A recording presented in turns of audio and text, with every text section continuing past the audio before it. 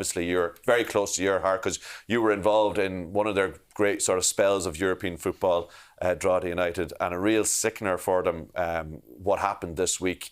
A night like tonight, though, do you kind of sense that maybe something like that is something that can nearly galvanise a team and maybe they can kick on and get into Europe properly for next season? Yeah, you're hoping so. They're in a great position to do it. They've just gone back into second place, like you said. It's just disappointing for everybody involved in the club.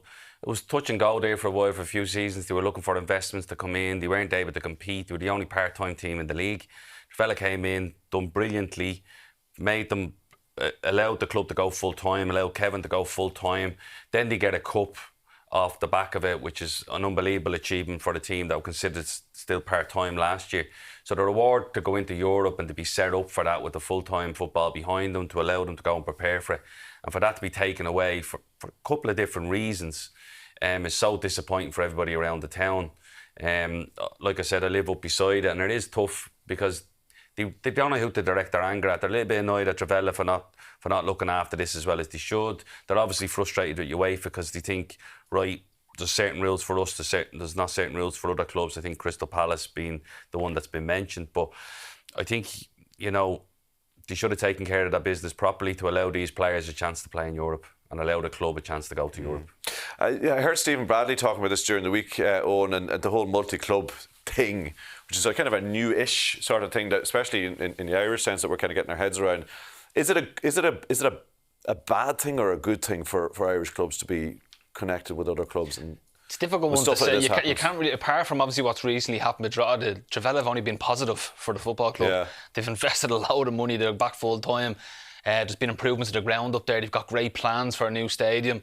So you can't really complain about it, I think UEFA are the ones here you need to kind of be really pointing our anger towards. Like, there's an answer to this. It's a bit smelly because it's all about these blind trusts and stuff. But their situation was so unique. Buying a club later on or halfway through a season, 6 months after you've already qualified for Europe, and then that club qualifying late on in their season, and then a 2-day window to change things. If it's a possibility, the deadline I don't think should really count for them in that sense. But rules is rules. Rules are rules, but the rules is other clubs can do this. They can go into the blind trust. It's just they've made this new deadline. So if the rules are the rules, why does the deadline matter? If they're willing to move their club into a different type of entity or whatever it has to be, just let them do it.